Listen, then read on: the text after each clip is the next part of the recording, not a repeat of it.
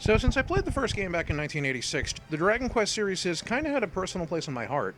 It's one of those game series that I've gone back to over and over again over the years, and I'm apparently not the only one this is the case for. It has so much cultural and historical significance that you can find it referenced and re-referenced at countless works, both in Japan and stateside.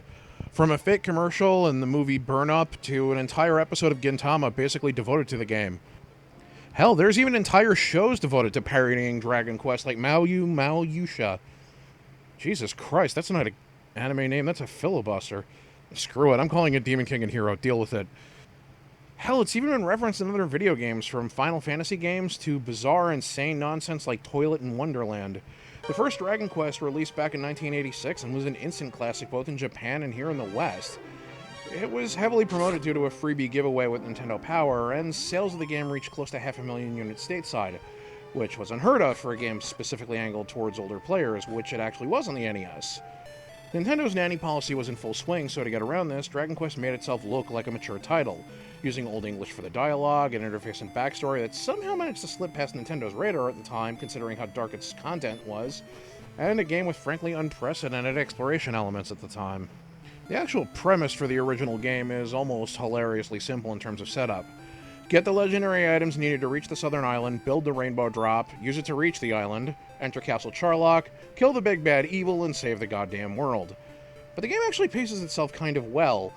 The NES game was kind of grindy, but the re-releases were infinitely gentler and easier to play, and minor objectives are scattered around, including treasure to find, equipment to gather, and a princess to save. And under an almost hilariously simple premise lies an actually pretty decent game story-wise. Rather like the Dark Souls games, you choose your own preferred level of investment in the world around you. You can just do what's needed and be done with it, or alternately you can find out more about the world itself and learn as you go. And the fact that it actually allows you to do both is kind of unusual for a game that came out in 1986.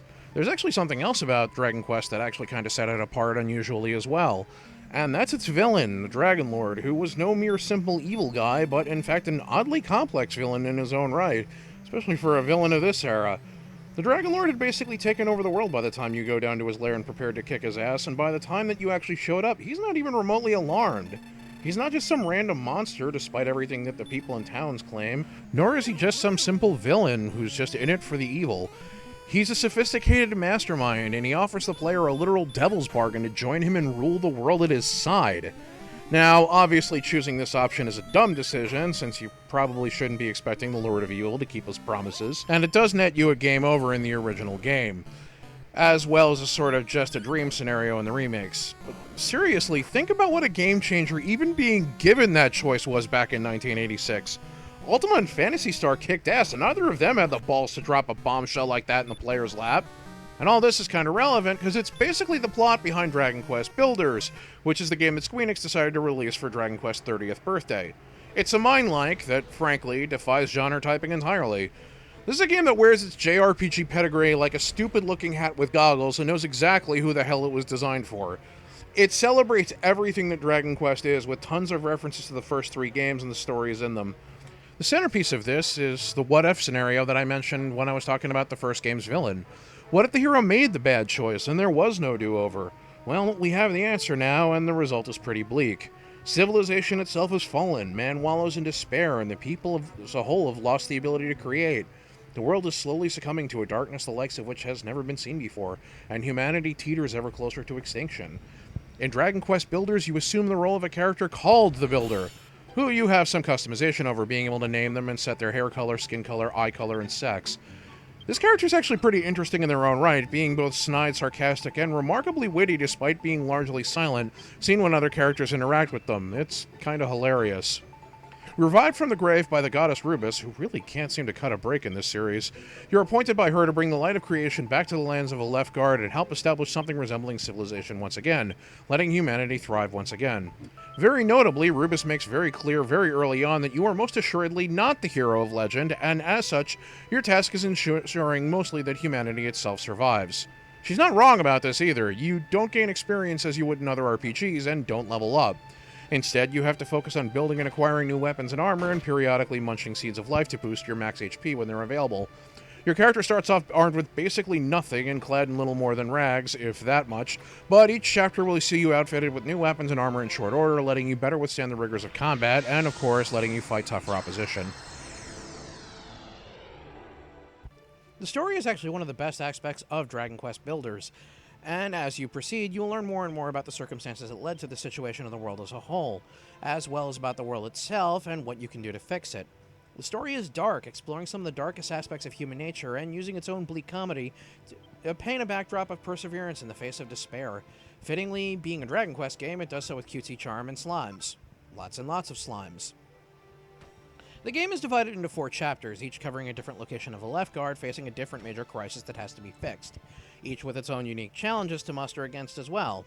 In each area, you have to organize a tiny settlement into something that passes more for civilization and work towards solving that region's problems entirely, all the while defending your newfound township against attacks from monsters in the region who want to stamp out your resistance entirely. At the end of each chapter is a massive boss fight where you need to defend your settlement and deal with the overarching evil that rules the region that you're trying to liberate. All these are pretty stylish and honestly a lot of fun in their own right. Each region, of course, also has its own unique monsters, hazards, and environments to explore.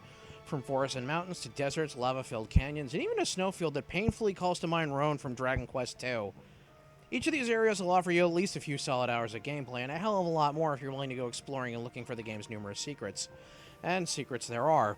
While each map generally has a locked set of landforms, resource locations, and so on, things like caves, treasure caches, and even hidden NPCs that can join your town can be found secreted away in every single map just waiting to be found. Many of these are placed in strategic random spots during world generation, incentivizing exploration even on repeat playthroughs. At its core, Dragon Quest Builders resembles any other mine-like. It has crafting elements, survival gameplay, resource management, a hunger gauge, fall damage, equipment durability, and of course crafting recipes, which may or may not resemble certain recipes from Minecraft and Castle Miner Z. Where it differs from these is that while you can and will build basically everything and anything, Dragon Quest Builders sticks very solidly to its Dragon Quest roots and knows exactly how to leverage its JRPG charms. The enemies, items, and environments are all solidly Dragon Quest, and the result is a game that's more than just another mine-like and increasingly polluted landfill. But instead, it's a game that actually uses the mine-like genre to do something more story-based and clever with it. Kinda rare. In each chapter, you'll come to rely on the townsfolk in each zone, who you will often need to rescue from their own perils in order to bring them to town in the first place. Others will just randomly show up, drawn in by the light of your settlement and by the flag in the center of the town. Regardless of how you get them, however, they will give you tasks to better out your settlement and make it stronger. These quests are virtually never a case of the villager simply asking for the hell of it. They're usually designed to let the player learn more, build new things, and improve the settlement as a whole, often getting new gear and items for the player in the process. The townsfolk also help you defend the settlement, and can be called upon to back you up as you go on your adventure as party members. The game's environment design gleams with retro charm. It uses the boxy design of the game environments in a way that's legitimately clever and interesting, making it so that when you zoom out and look at the environments using your map mode, it looks essentially like an old-school Dragon Quest game, and can easily be mistaken for such. In fact, one of the pre-order bonuses for the game was a set of retro blocks that resemble the old brick tiles from the NES games. Callbacks abound, with references to the first 3 games scattered throughout. Beyond the obvious ones called for by the plot, you'll see several, my personal favorites being the ones in the Domdara chapter that reference Malroth's Cavern, and a certain infamous axe-wielding ass knight who featured prominently in my nightmares as a child.